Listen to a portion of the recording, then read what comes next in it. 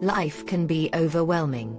We all face moments of uncertainty, emotional struggles, and times when we just need guidance.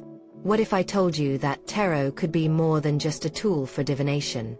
That it could help you heal, process emotions, and find clarity in life's most challenging moments? Welcome to Tarot for Healing and Emotional Support, a special course from How2Tarot designed to help you use tarot as a powerful tool for self-care and personal transformation.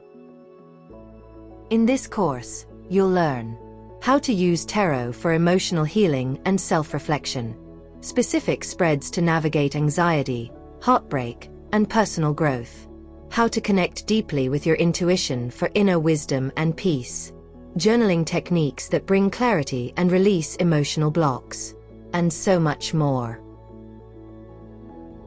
This isn't about predicting the future, it's about understanding yourself in the present. Tarot can be a safe space to explore your emotions, work through challenges, and gain the strength to move forward. You don't need to be a tarot expert. You just need an open heart and the willingness to listen to what your soul is telling you. If you're ready to use tarot as a tool for healing and emotional support, join me in this transformative course.